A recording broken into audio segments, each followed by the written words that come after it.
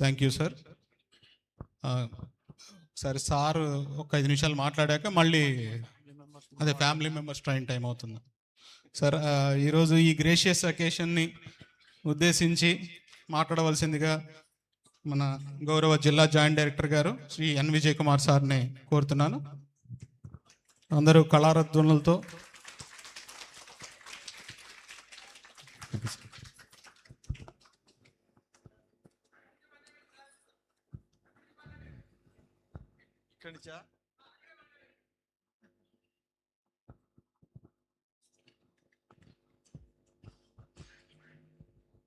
అందరికీ నమస్కారం.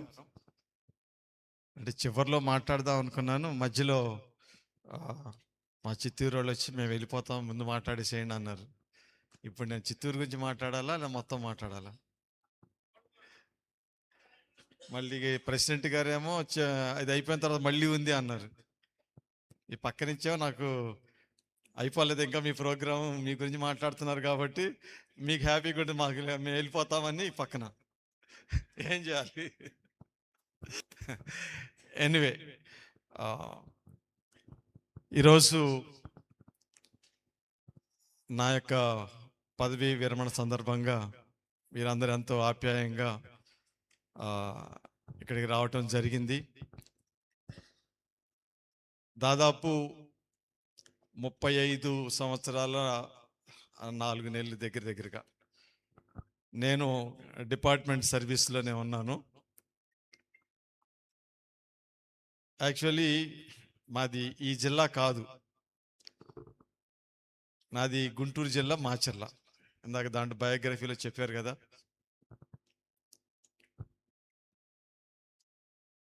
నాకు చిన్నప్పటి నుంచి ఒక ప్యాషన్ ఉండేది. ప్యాషన్ కూడా ఎలా వచ్చిందంటే ఒక అగ్రికల్చర్ ఆఫీసర్ని చూసి వచ్చింది ఆ ప్యాషన్. నేను 4th క్లాస్ చదివేటప్పుడు ఆయన చాలా లావిష్గా డబ్బులు ఖర్చు పెట్టేవాడు. ఎంత లావిష్గా అంటే అప్పుడు రిక్షా ఎక్కితే, అప్పుడు ఆటోలు ఏం లేవు, రిక్షా ఎక్కితే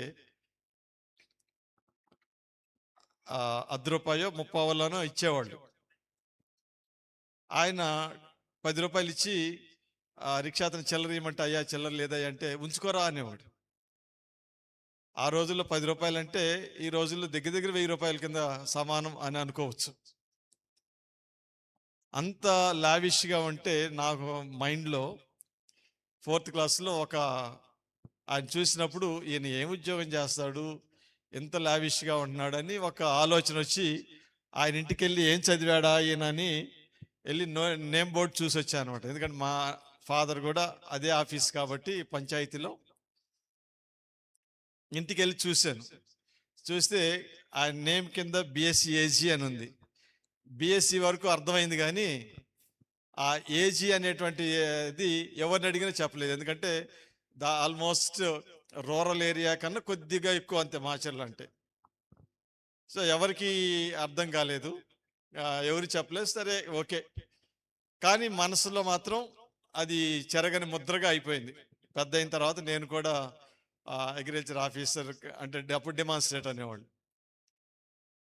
ఆ డెమాన్స్ట్రేటర్ పోస్ట్ ఎలా ఉండేదంటే, పక్కన ఎండిఓ బీడిఓ ఉన్నా తహసీల్దార్ ఉన్నా వాళ్ళ దగ్గర ఎవరు ఉండేవాళ్ళు కాదు. డెమాన్స్ట్రేషన్ దగ్గరే జనాలు గుంపులుగా ఉండేవి. ఎందుకంటే ఐఎంఎస్ లోన్స్ కానీ ఫర్టిలైజర్ కానీ గోడౌన్స్ వీళ్ళ కంట్రోల్లో ఉండేవి అనమాట.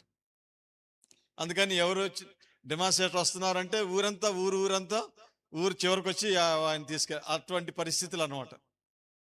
అందుకని అది చూసినప్పుడు డిపార్ట్మెంట్లోకి వెళ్ళాలి అనేటువంటి ఒక ఆలోచన. సో మరి అది 4th క్లాస్లో అనుకుంటే నెరవేరాలి అంటే నేను ఇంటర్మీడియట్లో బైపీసీ చదవాలి. బైపీసీలో అప్పుడు ఎంసెట్ లేదనుకోండి, డైరెక్ట్ మార్కులతోటే ఇచ్చేవాళ్ళు.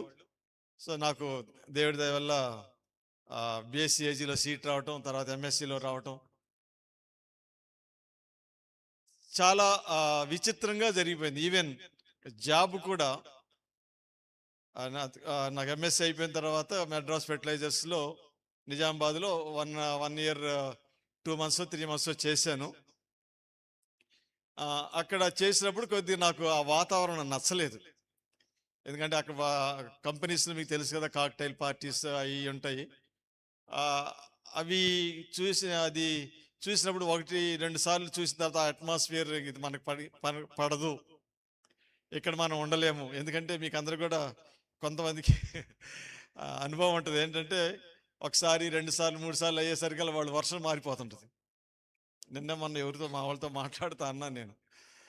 సో వాళ్ళు అలా మాట్లాడటం అయిన తర్వాత ఈ వాతావరణం మనకు పడదు, వేరే జాబ్ చూసుకొని వెళ్ళిపోవాలి అని నేను అనుకుంటున్న సందర్భంలో వన్ ఫైన్ మార్నింగ్ మా తమ్ముడు ఆ కవర్ పట్టుకొని వచ్చాడు. నేను నిజామాబాద్లో ఉన్నాను, మాచల్ నుంచి.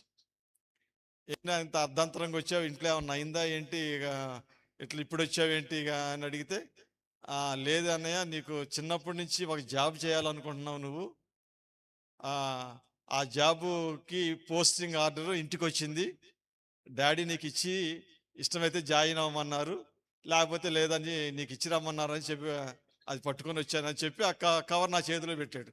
ఏంటి అదని చూస్తే, you are selected as an agriculture officer in east Godavari అని దాని యొక్క సారాంశం.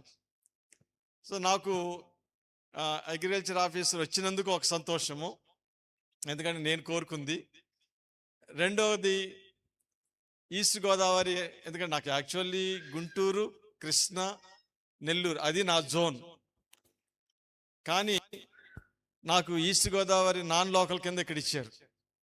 అప్పుడు ఇంత దూరము ఈస్ట్ గోదావరి అనుకున్నాను, కానీ లక్కీ ఏంటంటే నా వైఫ్ది ఈస్ట్ గోదావరి. అందుకని మా మామగారిని, ఏం మామయ్య జాయిన్ అవ్వమంటా వద్దంటే, బాబు అర్జెంటుగా జాయిన్ అయిపో అన్నాడు ఆయన. ఎందుకంటే వాళ్ళ ఊరు కదా, అర్జెంటుగా జాయిన్ అయిపో. సరేగా అక్కడున్న ఫెసిలిటీస్ అన్ని వదిలిపెట్టి నేను ఇక్కడ జాయిన్ అవ్వటం జరిగింది. అప్పుడు నాకు తెలీదు, ఎందుకంటే నేను జాయిన్ అయ్యే టయానికి నా ముందున్నటువంటి అగ్రికల్చర్ ఆఫీసర్స్ 30 ఏళ్ళు సర్వీస్ చేసినా కానీ అగ్రికల్చర్ ఆఫీసర్స్గానే ఉన్నారు, 30 సంవత్సరాలు. అప్పుడు ఆ సీనియర్స్ మమ్మల్ని కోపడ్డారు, మీకు బుద్ధి ఏమైనా ఉందా లేదా, చూడు ఏడుస్తున్నా ఇక్కడ కూడా 30 ఏళ్ళు అయింది నా సర్వీసు, ఇంకా ఏవోగానే ఉన్నాను, మీరేం చేద్దామని వచ్చారు. సో వాళ్ళు కోపడినా కానీ ఇంక నాకు వేరే ఆప్షన్ లేదు. స్టేట్ గవర్నమెంట్లో నాకు ఈ ఉద్యోగం ఇష్టం కాబట్టి, సరే ఏదో లేండి వచ్చాం కదా కంటిన్యూ అవుతాంలేండి అని చెప్పుకొని జాయిన్ అయిపోయాం. అయితే ఇట్స్ గాడ్స్ ప్లాన్ అనేటువంటిది నాకు తర్వాత కానీ అర్థం కాలేదు. ఎట్లా గాడ్స్ ప్లాన్ అంటే, అప్పుడు జోనల్ సిస్టంలో రొటేషన్ పద్ధతిలో ప్రమోషన్స్ ఇచ్చేవాళ్ళు. ఇది స్టాగ్నేషన్. నేను జాయిన్ అయ్యే టయానికి అగ్రికల్చర్ ఆఫీసర్ నుంచి ఏడీఏ ప్రమోషన్స్ లేవు, 30 ఏళ్ళు అని చెప్పాను కదా. నెక్స్ట్ టర్న్ ఎవరికి వస్తుందంటే ఈస్ట్ గోదావరికి వస్తుంది అనమాట. నెక్స్ట్ స్టాగ్నేషన్ ఎక్కడికి వెళ్తుంది, థర్డ్ జోన్కి వెళ్తుంది. సో అప్పుడు ఉన్నటువంటి జేడీ గారు అన్నారు, ఈ బ్యాచ్ వాళ్ళకి తొందరగా ప్రమోషన్లు వస్తాయి అన్నాడు. అప్పుడు అనుకున్నాను, సరే ఏ 25 ఏళ్ళకో 26 ఏళ్ళకో ప్రమోషన్ వచ్చినా కనీసం అసిస్టెంట్ డైరెక్టర్ అనిపించుకొని రిటైర్ అవుతాయి, ఏదో డైరెక్టర్ అని. అప్పుడు డైరెక్టర్ అంటే ఏంటో కూడా తెలియదు, ఆ డైరెక్టర్ అని పాదం ఉంది కాబట్టి ఓహో మంచి పెద్ద పోస్టులే, కంటిన్యూ అయితే బాగానే ఉంటుంది అనుకొని అలాగా అనుకున్నాం. అండ్ లక్కీగా 13 ఇయర్స్గా ఏవో చేసిన తర్వాత, అంటే కాజులూరు నుంచి ఫస్ట్ రంపచోడవరం, తర్వాత కాజులూరు, తర్వాత కాకినాడ వచ్చాను. ఒకరోజు మా ఏడీఏ పిలిచి, విజయ్ కుమార్ నీకు ప్రమోషన్ వస్తుంది, టెస్ట్లు పాస్ అయ్యావా అన్నాడు. టెస్ట్లు అంటే కూడా ఏంటి తెలియదు, అప్పుడు అవి పాస్ అవ్వాలని కూడా తెలియదు. ఏదో డిపార్ట్మెంట్ టెస్ట్ అయిపోయింది, అకౌంట్ టెస్ట్ అవ్వలేదు, ఈ ఎగ్జిక్యూటివ్ ఆఫీసర్ టెస్ట్ అవ్వలేదు. అదేంటి సార్ ఇప్పుడు మాకు ప్రమోషన్ ఏంటి, 30 ఏళ్ళు అన్నారు కదా అంటే, లేదు మీ ప్రమోషన్ వస్తుంది, మీ ఫైల్ వెళ్తుంది అన్నాడు. నాకు గుండెలో రైలు పరిగెత్తి, ఏం చేయాలి సార్, ఎగ్జామ్ రాయాలంటే ఏం చేయాలంటే ఈ బుక్స్ ఉంటాయి చదవాలి, చూసి రాయటమే అని అంటే, నేను సీరియస్గానే ప్రిపేర్ అయ్యి వెళ్ళాను, కానీ బాగానే రాశాను అనుకున్నాను. బట్ ఏమైందో తెలీదు. నేను బయటకు వచ్చే ఏమనుకున్నాను, నేను తప్పితే నేను పాస్ అవ్వకపోతే ఈ సెంటర్లో ఎవడు పాస్ కాడు అన్నంత కాన్ఫిడెంట్గా బయటకు వచ్చాను. నేను తప్ప అందరూ పాస్ అయ్యారు. నేను జంపు, అక్కడే ఫైల్ కదులుతుంది. So what to do? నేను ఎవరో సలహా చెప్పారు, ఆ, మళ్ళీ దానికి ఒక అప్లికేషన్ పెట్టుకుంటే మార్కులు మళ్ళీ కలిపి ఇస్తారు, పాస్ అవుతారు అని చూస్తే, సరే ఓకే అది అప్లికేషన్ రాస్తూ ఉన్నా అనమాట. కాకినాడ రూరల్లో ఉన్నప్పుడు నాది రీకౌంటింగ్ చేయండి అని లెటర్ రాస్తుంటే ఎవరో వచ్చి తీసుకొచ్చి మళ్ళీ డిపార్ట్మెంట్ టెస్ట్ పడింది, నేను పెడతావా అని వచ్చారు. పెడతావేంట్రా బాబు, నాకు అర్జెంట్ ఇది, ఇట్లా ఇచ్చేయి అని చెప్పి ఆ లెటర్ పక్కన పడేసి మళ్ళీ దీనికి అప్లై చేసుకొని ఈసారి ఇంకొంచెం సిన్సియర్గా 2 టెస్టులు రాశాను, account test and executive officer test. ఈ లోపు టెన్షన్ ఏంటంటే అప్పుడున్నటువంటి అడిషనల్ డైరెక్టరు నేను రేపో మాపో రిటైర్ అవుతున్నాను, సంతకం పెట్టేసి ఫైల్ సంతకం పెట్టేసి రిటైర్ అవుతాను అని అన్నాడంట. ఆ రోజు దగ్గరికి వస్తుంది, ఇక్కడేమో ఎగ్జామ్ రిజల్ట్స్ రావాలి. సో మరి ఆయనకి ఏమైందో తెలియదు, కానీ ఆయన నాకెందుకు వచ్చి ఆయన చూసుకుంటాడని సంతకం పెట్టకుండా వెళ్ళిపోయాడు ఆయన. ఈ లోపు నాకు రిజల్ట్స్ వచ్చింది. పాస్ అయిన తర్వాత వెళ్ళి ఇచ్చాను అప్లికేషన్. పాస్ అయిన తర్వాత కమిషనరేట్లోకి వెళ్ళినప్పుడు, హైదరాబాద్ కదా, కమిషనరేట్లోకి వెళ్ళి ఆ సెక్షన్లో నేను ఇట్లా ఎగ్జామ్ పాస్ అయ్యాను అని చెప్పి వాళ్ళకి హాల్ టికెట్ నెంబర్ అవన్నీ ఇచ్చిన తర్వాత, అది ఇచ్చిన 4వ రోజుకి ఫైల్ కదిలింది, 7వ రోజుకి నాకు ఏడిఏ పోస్ట్ వచ్చింది. చప్పట్లు కొట్టలేదు మీరు. సో అట్లాగా, so I got ADA promotion for 13 years. 13 years తర్వాత నాకు ఏడిఏ ప్రమోషన్, తర్వాత వెంటనే డిడిఏ ప్రమోషన్, ఆ తర్వాత డిడిఏ ఉండగానే ఏపీఎంఐపిలో చేయటానికి అవకాశం వచ్చింది. అక్కడి నుంచి నాకు కలెక్టర్స్ తోటి ఎలాగా వెళ్ళాలి అనేటువంటిది నేర్చుకున్నాను బాగా. సో టోటల్గా ఎఫ్ఏసి కానీ ఇది కానీ 13 years నేను జేడిఏగా చేయటానికి నాకు అవకాశం దొరికింది. 13 years ఏవో I have enjoyed like anything, and 13 years జేడిఏ, అది కూడా నేను బాగా ఎంజాయ్ చేశాను. సో జాబ్ అనేది నాకు ఒక ఎంజాయ్మెంట్ లాగానే అయింది తప్ప అదేదో బర్డన్గా నేను అనుకోలేదు. ఈ సందర్భంలో నాకు ఫేస్ అయిన తర్వాత 2016లో నేను చిత్తూరు వెళ్ళటం జరిగింది. వెళ్ళేటప్పుడు ఆల్మోస్ట్ ఎందులో ఏడ్చేసాను కూడా. అంత దూరం నాకు తిరుపతే తెలియదు. ఇక్కడి నుంచి అసలు ఎప్పుడు తిరుపతి పేరు వెంటనే కానీ ఎటు వెళ్ళాలో కూడా తెలియదు. అప్పుడు మ్యాప్లో చూసుకున్నాను అనమాట, చిత్తూరు అంటే ఎక్కడ ఉంటుంది. సో చిత్తూరులో ఏమేమి డివిజన్లు ఉంటాయి అన్ని పేపర్ మీద రాసుకొని బట్టి పట్టుకుని వెళ్ళి మళ్ళీ అక్కడికి వెళ్ళిన తర్వాత మీ ఊళ్ళు తెలియదు అంటే మళ్ళీ వాళ్ళు ఫీల్ అవుతారు కదా. అందుకని ఆ డివిజన్ పేర్లన్నీ రాసుకొని మైండ్లో పెట్టుకొని అక్కడ దిగిన తర్వాత అంతా తెలిసినట్టు మాట్లాడా, తెలియపోయినా. సో అక్కడ 5 years 4 months ఆల్మోస్ట్ నాకు సర్వీస్ అయింది. ఇప్పుడు అందరూ వచ్చారు కదా, మన అంజయ్ గారు కానీ సుజాత కానీ, ఇక అందరు వరుస పేర్లు చెప్పగలను, టైం లేదు కదా. చాలా బాగా అక్కడ సర్వీస్లో నాకు, ఎందుకంటే ఇదంతా కూడా డెల్టా ఏరియా, అదంతా అప్లాండ్ ఏరియా, అది క్రాప్సే డిఫరెంట్. కానీ వాళ్ళ దగ్గర నుంచి నేను నేర్చుకొని వాళ్ళతో ఇంటరాక్ట్ అవుతూ చాలా విషయాలు నేను నేర్చుకున్నా. అయితే సర్వీస్లో కొంత సక్సెస్ అవటానికి నాకు కొన్ని ఎథిక్స్ పెట్టుకున్నా. నేను ఎథిక్స్ అంటే ఏంటంటే ఏది కూడా ఈవినింగ్ కల్లా నా దగ్గర పెండింగ్ ఉండకూడదు. మార్నింగ్ అప్లై, ఈవినింగ్ రిప్లై అనే మాట నేను ఒకటి ఎప్పుడు మనసులో పెట్టుకుంటా. అంటే మార్నింగ్ నీ దగ్గర ఫైల్ వస్తే ఈవినింగ్ కల్లా అది డిస్పోజ్ అవ్వాలి. ఆ నియమాన్ని మొదటి నుంచి నేను ఫాలో అవుతూ వస్తున్నా. కాబట్టి ఈ రోజు కూడా నేను లాస్ట్ నేను రిటైర్ అయిపోయే టైం వరకు కూడా అదే ఎథిక్స్ ఫాలో అవుతూ వచ్చాను. అది ఏ ఫైల్ అయినా కానీ, ఫైనాన్షియల్ది కావచ్చు, లేకపోతే ఇంకోటి కావచ్చు. సో ఎప్పుడు టైంలో నేను పెండింగ్ పెట్టుకోలేదు. రెండవది, నేను సీరియస్ మ్యాన్ అని ఎందుకు అనుకుంటారంటే, నా ఇంటెన్షన్ ఏంటి, ఎవరిదైనా ఇంక్రిమెంటో లేకపోతే ఇంకోటో వాళ్ళకి రావాలనేటువంటిది ఆటోమేటిక్గా జరిగిపోతుంది. వాళ్ళు వచ్చి నాతో మాట్లాడాలి, లేకపోతే కలవాలి, ఇవన్నీ నా దగ్గర కుదరదు. వాళ్ళు అప్లై చేశారంటే వాళ్ళకి ఎలిజిబిలిటీ ఉందంటే ఇచ్చేసేయండి.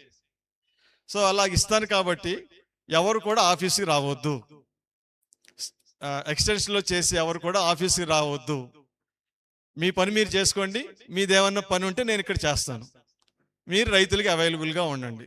That is my concept. అంటే ఒక 2-3 నెలలు మాత్రం డైజెస్ట్ అవ్వలేదు చిత్తూరులో.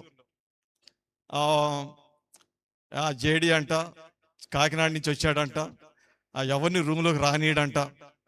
నేను రానియింది ఎందుకు, వాళ్ళ మంచి కోసం. వాళ్ళేమో ఇంకో రకంగా. But after 3 months 4 months they understood my concept. అప్పటి నుంచి ఏ విషయంలో కూడా వారితో నేను విభేదించలేదు. చాలా ప్రేమగా చూసుకున్నారు. రియల్లీ అక్కడ ఒక మెమరబుల్, నాకు చిత్తూరు సర్వీస్ అనేది ఒక మెమరబుల్. ఆఫీసులో అంజయ్ గారు ఉండేవారు. ఆయన సీనియర్ మ్యాన్ కాబట్టి అడ్మినిస్ట్రేటివ్ అంతా కూడా ఆయన చక్కగా చూసుకునేవాళ్ళు. టెక్నికల్గా అంటే సుజాత ఉంది. సుజాత ఏంటంటే, నేను ఇలా చెప్పేసి ఒక 5 నిమిషాల్లో నాకు రిపోర్ట్ కావాలి అంటే 4 నిమిషాల్లో నాకు ఇచ్చేసేది. ఎలా ఇచ్చేదో ఏంటి అనేది కొట్టండి, గట్టి కొట్టండి. సో అంత షార్ప్ చేసుకున్నాం ఆఫీసులో. ఇలా మొదట్లో కాకపోయినా 1 సంవత్సరం అయ్యేసరికల్లా ఉన్నటువంటి టెక్నికల్ అసిస్టెంట్స్ అందరూ కూడా అలా షార్ప్ అయ్యారు. దాంతో నా పని కూడా చాలా ఈజీ అయింది. సో అలాగా ఫీల్డ్లోకి వెళితే ఫీల్డ్లో వాళ్ళకి ఒకటే చెప్పేవాడిని, కలెక్టర్ వచ్చినా భయపడొద్దు, కమిషనర్ వచ్చినా భయపడొద్దు, మీరు వాళ్ళు వస్తే మీరు ఏమేం చేశారో చెప్పండి, ఇలా చెప్పండి. ఆ చెప్పే టైంలో ఏదన్నా వాళ్ళు తప్పు పట్టుకున్నారు అనుకోండి, ఓకే ఇది నాకు తెలియదు, next time I don't repeat. దీన్ని ఇలాగ చేసుకుంటాం. సో ఆ వే ఆఫ్ గైడెన్స్ ఇచ్చుకుంటూ వెళ్ళటం అనేది నాకు మొదటి నుంచి అలవాటు. కొంచెం నేర్చుకుంటే తర్వాత రోజుల్లో వాళ్ళకు కూడా ఉపయోగపడుతుంది కదా అని ఒక్కొక్క విషయం చెప్పటం అనేది నాకు అలవాటైంది. సో ఆ విధంగా అన్ని విషయాల్లో వాళ్ళకి ట్రైన్ చేస్తూ వాళ్ళని ముందుకు తీసుకుని వెళ్ళాం. ఒక రకంగా చెప్పాలి అంటే నేను జేడీఏ వాళ్ళు ఏఓలు అనేటువంటి భావన నాకు లేదు. సో నా దగ్గర పనిచేసే వాళ్ళు ఎప్పుడు కూడా దే ఆర్ మై చిల్డ్రన్ అనుకుంటాం. అందుకే ఇందాక ఎవరు చెప్పారు కదా, వేరే డిపార్ట్మెంట్ ఎవరు కూడా నా డిపార్ట్మెంట్ కామెంట్ చేస్తే ఒప్పుకునేవాడిని కాదు. వాళ్ళు ఎవరైనా సరే నా ఏవోల్ని నన్ను దాటి మాట్లాడటానికి కానీ ఇంకోటి చేయటానికి కానీ ఇష్టపడేవాడిని కాదు. ఎవరన్నా మాట్లాడితే వెంటనే అక్కడనే నేను కౌంటర్ ఇచ్చేసి వాళ్ళు రెండోసారి మాట్లాడకుండా చేసేవాడిని. ఎందుకంటే దే మస్ట్ ఫీల్ సెక్యూర్. ఎవరి కింద అయితే పనిచేస్తున్నారో ఆ పనిచేసే వాళ్ళు సెక్యూర్గా ఉంటేనే ఎఫిషియెంట్గా పనిచేయగలుగుతారు. సో అది ఎఫిషియెంట్గా వాళ్ళు పనిచేస్తే నా దగ్గర ఇన్ఫర్మేషన్ ఉంటుంది. ఏ ఇన్ఫర్మేషన్ కావాలన్నా, ఎందుకంటే కలెక్టర్స్ ఒక్కోసారి నైట్ 12 o'clock కూడా అడుగుతూ ఉంటారు ఇన్ఫర్మేషన్. అది ఎప్పుడు కూడా నేను బ్రెయిన్లో పెట్టుకుంటాం.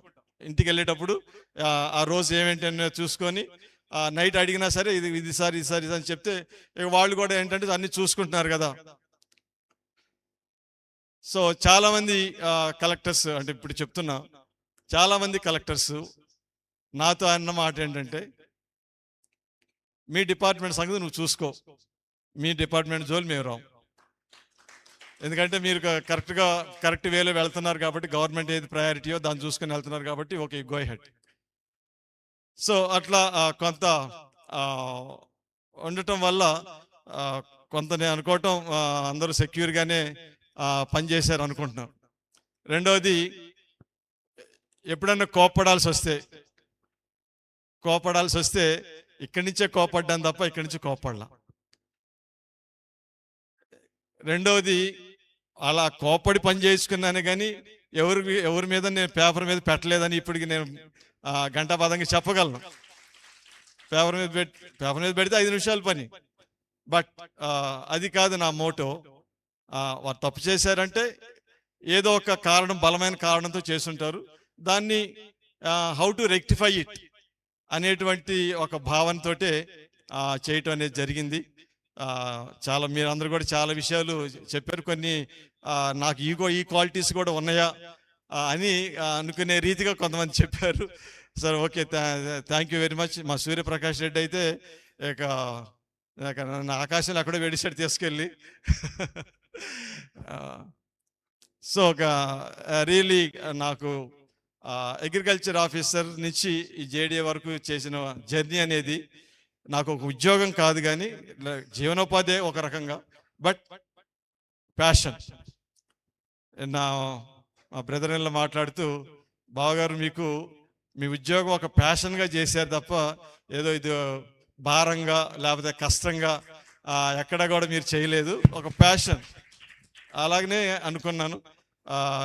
ఈరోజు మా వాళ్ళు, సార్ రేపు ఎల్లుండి రిటైర్ అవుతుంది, ఎందుకు సార్ మీకు ఇదంటే, నేను ఈరోజు అంటే 30వ తారీఖు సాయంత్రం 5 గంటల వరకు ఇట్లానే పనిచేస్తా. నేను మొట్టమొదటి రోజు అలా జాయిన్ అయినప్పుడు ఎలా చేస్తాను, 30వ తారీఖు కూడా ఇలానే చేస్తానని అన్నాను. ఇప్పుడు ఇట్లా మాట్లాడుతున్నాను కానీ నేను రిటైర్ అవుతున్నాను అనుకోవట్లేదు. ఏదో మాట్లాడాలి కాబట్టి మాట్లాడుతున్నాను అనుకుంటున్నాను. Okay, anyway. సో ఈరోజు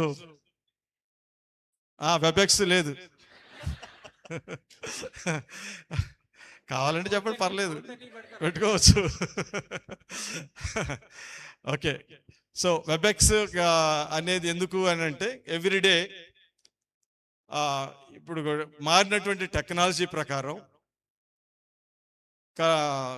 ఆనరబుల్ సీఎం గారు కలెక్టర్స్ నిద్రపోనిట్లేదు, కమిషనర్ గారిని నిద్రపోనిట్లేదు. వాళ్ళు ఎంత అప్డేటెడ్గా ఉండాలి అంటే, నిద్ర లేపితే అడిగేటట్టుగా కలెక్టర్లు ఉండాలి. మరి వాళ్ళు అలాగ ఉండాలంటే ఇక్కడ మన దగ్గర అప్డేటెడ్గా మన ఇన్ఫర్మేషన్ వాళ్ళకి ఫీడ్ చేయాలి. అది తీసుకోవాలి అంటే నేను యాక్చువల్గా డిస్ట్రిక్ట్ ఫిగర్ని ఐడియాతో వేయగలను, కానీ కొంత ఎర్రర్ వస్తుంది. కానీ ఆ ఎర్రర్ కూడా ఉండకూడదంటే డైలీ వెబెక్స్ తోటి మనం ఒకసారి రివ్యూ చేసుకుంటే ఆ ప్రాబ్లం ఉండదు. మీ సెక్యూరిటీ కోసమే వెబెక్స్, నా గురించి కాదు. ఓకే. సో కాబట్టి వెబెక్స్ ఎక్కువ అనే మీరు అనుకోవద్దు. ఓకే, ఎనీవే, ఈరోజు నా కొరకు ఇంత చక్కటి సన్మాన కార్యక్రమాన్ని అరేంజ్ చేసినందుకు అందరికీ నేను పేరు పేరున ధన్యవాదాలు తెలియచేస్తున్నాను. మన అసోసియేషన్కి, అలాగే డీలర్స్ అసోసియేషను అందరు కూడా ఎంతో ఆప్యాయంగా ఈ కార్యక్రమాన్ని నిర్వహించారు. అందుకు అందరికీ కూడా నేను కృతజ్ఞతలు తెలియచేస్తున్నాను. సో మరి మా టెక్నికల్ ఏఓస్ ఎందుకంటే ఇంకా ఇదే ఫైనల్ అనుకొని ఇంకా చెప్పేస్తున్నాను. చెప్పేసి క్లోజ్ చేయమంటున్నారు వెనక నుంచి ప్రాంప్టింగ్. ఓకే, టెక్నికల్ ఏఓస్ నలుగురు నాలుగు పిల్లర్స్ లాగా ఆఫీస్ని ఎత్తి పట్టుకొని ఇన్ని రోజులు నడిపించారు. So I thank you very much. And Kadapa division, it is నాకు చాలా ఇష్టమైనటువంటి డివిజన్. బాగా ముగ్గురు కూడా సమన్వయంతో బాగా పనిచేసే మనోడి వరకు బాబురావు అక్కడ ఉండి చేయటం అనేది ఇట్స్ మెమరబుల్. ఆయన కూడా మంచి నాలెడ్జ్ ఉన్నటువంటి ఆయనే కాబట్టి సబ్ డివిజన్ బాగా నడిపించారు. ఏఓస్ కూడా బాగా కోఆపరేటివ్గా, కాజులూరు అయితే కాజులూరు, సత్య అండ్ ప్రశాంతి అక్కడి నుంచి ఏ ప్రాబ్లం రాకుండా నాకు చూసుకున్నారు. అండ్ కాకినాడ గురించి ఇంక చెప్పక్కర్లేదు, ముగ్గురు ఏఓస్ కూడా పంటర్సే. ఎవరు అరుస్తున్నారు కదా, అరవండి, పర్లేదు, ఓ బ్యాచ్ అంటారు వెనక ఆ రోజు. సో ఒక ముగ్గురు కూడా మంచి వర్క్మ్యాన్షిప్ కలిగినటువంటి వాళ్ళు. ఫార్మర్స్ తోటి బాగా మమేకమయ్యి ప్రాబ్లమ్స్ ఏమైనా ఉంటే సత్యనారాయణ ఇమ్మీడియట్గా ఈ ప్రాబ్లం ఉంది అని ధైర్యంగా చెప్పగలిగినటువంటి ఏవని నేను భావిస్తూ ఉంటా. Thank you very much. మంచి దుర్గాలక్ష్మి ఏడిఏ మంచిగా సబ్ డివిజన్ లీడ్ చేశారు, ప్రాబ్లం లేకుండా. నెక్స్ట్ పిఠాపురము డివిజన్ ముగ్గురు కూడా మంచి experienced AOs. Yeah, experienced AOs. ఎవరు? Gangadhara, Satyanarayana. Yeah, okay, good.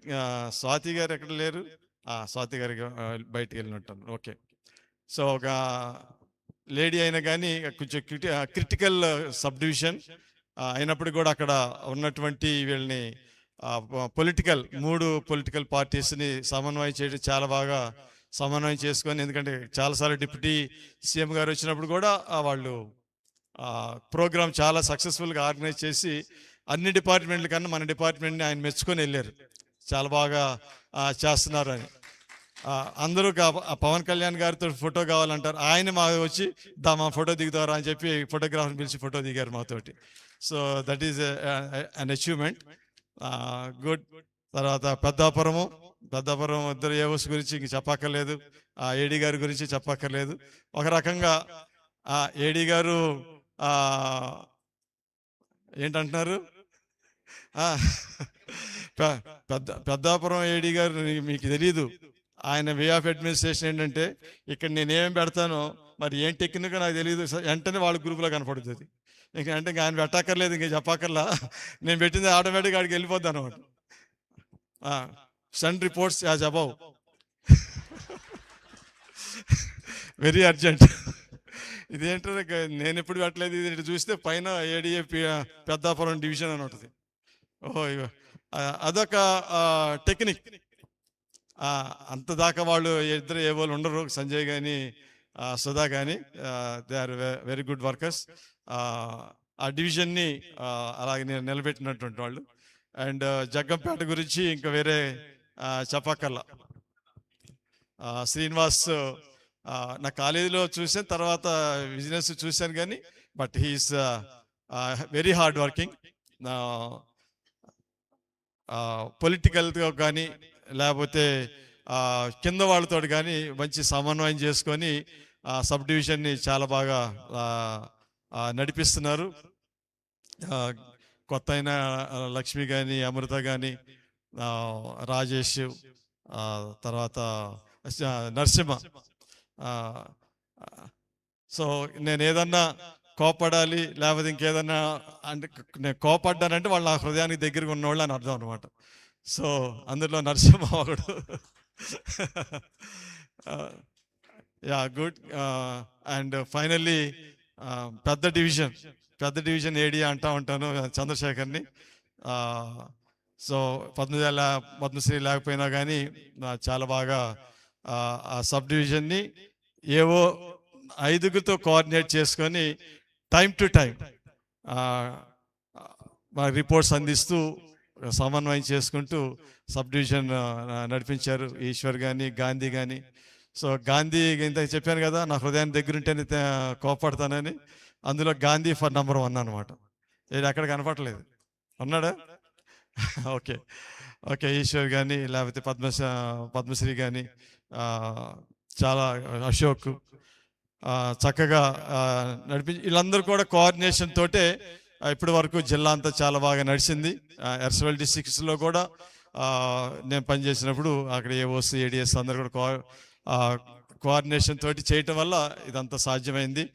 SCL, బీసీఎల్, form, Prashanti కానీ లేకపోతే మాధవి కానీ ఆ యొక్క ఇన్స్టిట్యూట్స్ని బాగా నడిపించడం వల్ల కాకినాడ డివిజన్లో ఏ విధమైనటువంటి ప్రాబ్లం లేకుండా, కాకినాడ జిల్లాలో ఏ విధమైనటువంటి ప్రాబ్లం లేకుండా నడిచింది ఇప్పటి వరకు. నేను చాలా పీస్ఫుల్గా,